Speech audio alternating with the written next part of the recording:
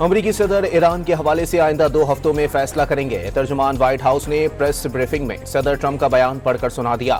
امریکی صدر عالمی مسائل کے حل کے لیے سفارتکاری پر یقین رکھتے ہیں، لیکن وہ طاقت کے استعمال سے بھی نہیں ہچکچاتے۔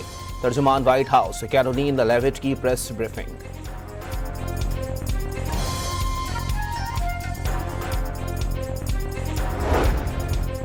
ایران کے ساتھ مذاکرات کا دروازہ کھل گیا۔ آج جنیوا میں یورپی وزرائے خارجہ کی ایرانی ہم منصب کے ساتھ جوہری معاملات پر بیٹھک لگے گی۔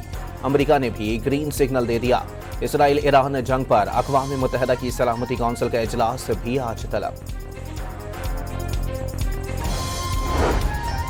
ایران کا اسرائیل پر اب تک کا سب سے بڑا میزائل حملہ۔ جدید ترین میزائلوں نے تل ابیب سمیت صہیونی ریاست میں بڑے پیمانے پر تباہی مچا دی۔ اسرائیل کے command and intelligence headquarters سمیت اقتصادی اہداف کو نشانہ بنایا گیا۔ اسٹاک ایکسچینج سمیت کئی کثیر المنزلہ تجارتی عمارتیں تباہی کا منظر پیش کرنے لگیں۔ اسپتال کی آڑ میں کام کرنے والا اسرائیلی فوجی ٹھکانہ بھی ملبے کے ڈھیر میں تبدیل۔ تازہ جوابی حملے میں 137 اسرائیلی زخمی، کئی کی حالت تشویشناک۔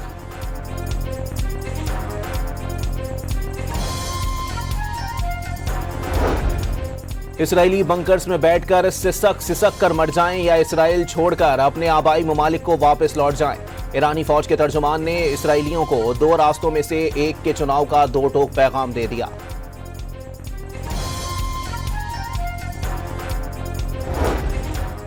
ایران کے رہبر اعلیٰ اسرائیل کو بھرپور طاقت سے جواب دیتے رہنے کے لیے پرعزم۔ ایرانی عوام اپنے عزم و ہمت کو برقرار رکھیں، کامیابی ایرانی قوم کو ملے گی۔ آیت اللہ خامنائی کا پیغام۔ عراق کے رہبر اعلیٰ آیت اللہ سیستانی نے ایرانی رہنماؤں کے قتل کو جرم قرار دے دیا۔ ہولناک نتائج کا انتباہ۔ اسرائیل کے ایرانی شہر بوشہر، اصفہان اور نیتنز میں جوہری تنصیبات پر حملے۔ بوشہر خلیج کے ساحل پر ایران کا واحد فعال نیوکلیئر پاور پلانٹ ہے۔ اسرائیلی فضائیہ نے خندق میں بھاری پانی کے تحقیقی ری ایکٹر کو بھی نشانہ بنایا۔ ایران کے بوشہر ایٹمی پاور پلانٹ پر اسرائیلی حملے کے فوری بعد روس کا شدید احتجاج۔ روسی وزارت خارجہ کی اسرائیل کو پاور پلانٹ پر حملے روکنے کی تنبیہ۔ روسی صدر پیوٹن کا چینی ہم منصب شی جن پنگ کو بھی ٹیلی فون۔ دونوں رہنماؤں کی ایٹمی تنصیبات پر حملوں کی شدید مذمت۔ روسی احتجاج کے بعد اسرائیل نے بوشہر ایٹمی پلانٹ پر حملہ غلطی تسلیم کر لیا۔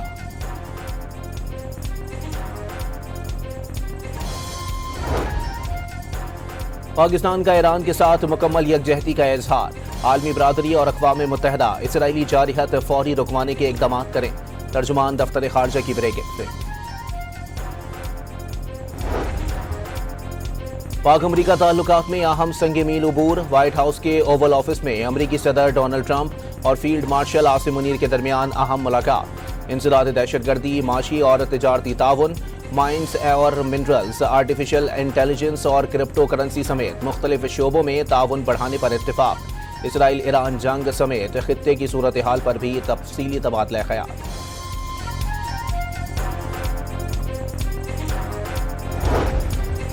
خواجہ آصف نے فیلڈ مارشل عاصم منیر کی امریکی صدر ٹرمپ سے ملاقات سفارتی محاذ پر پاکستان کی بڑی کامیابی قرار دے دی۔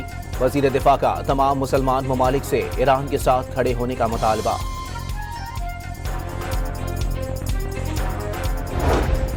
فیلڈ مارشل عاصم منیر سے اقوام متحدہ میں پاکستان نمائندہ مشن کی رکن سائمہ سلیم کی ملاقات۔ عاصم منیر نے اقوام متحدہ میں پاکستانی مفادات کے فروغ کے لیے سائمہ سلیم کی کوششوں کو سراہا۔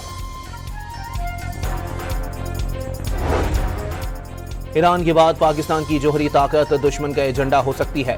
سربراہ JUI مولانا فضل الرحمان نے خطرے کی گھنٹی بجا دی۔ کھل کر ایران کے ساتھ کھڑے ہونے کا مطالبہ۔ بجٹ IMF نے بنایا، ملک کو روایتی سیاست نہیں انقلاب کی ضرورت ہے۔ قومی اسمبلی میں خطاب۔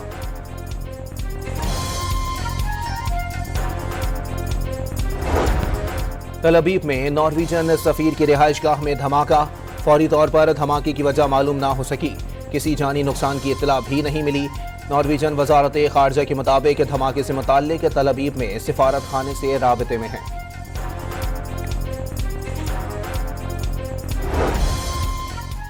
صدر مملکت کا نیول ہیڈ کوارٹرز کا دورہ۔ سربراہ پاک بحریہ ایڈمرل نوید اشرف نے استقبال کیا۔ पाक बहरिया के चाको चौबंद दस्ते ने आसिफ अली जरदारी को गार्ड ऑफ ऑनर पेश किया। सदर ने यादगार शोहदा पर फूलों की चादर चढ़ाई। नेवल चीफ ने सदर मुमलिकत को मैरीटाइम सिक्योरिटी सूरत हाल से आगाह किया।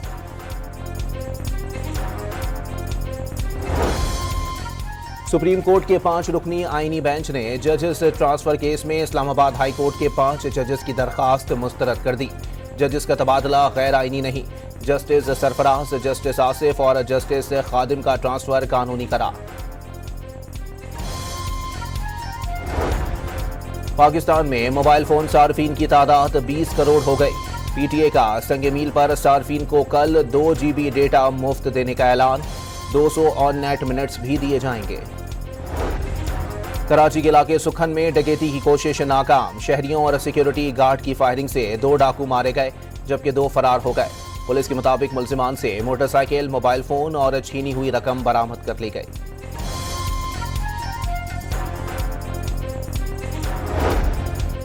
फैसलाबाद की सतियाना रोड पर खस्ता हाल 2 मंजिला इमारत मुनहदिम। मलबे तले दबकर खवातीन समेत 6 अफराद जख्मी।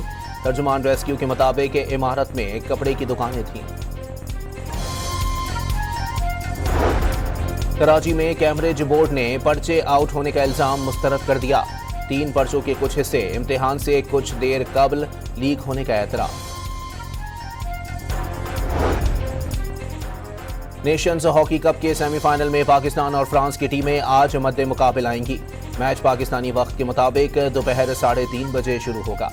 महकमे मौसमियात ने शदीद गर्मी से निढाल अवाम को खुशखबरी सुना दी। आज से मुल्क के मुख्तलिफ हिस्सों में मानसून बारिशों की पेशगोई कर दी गई। कश्मीर, गिलगित बल्तिस्तान और 4 सूबों में बादल बरसेंगे।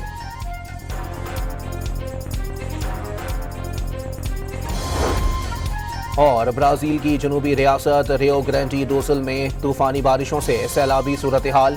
हुकाम ने दरियाए ताकूरी में पानी की सतह बुलंद होने की वार्निंग जारी कर दी।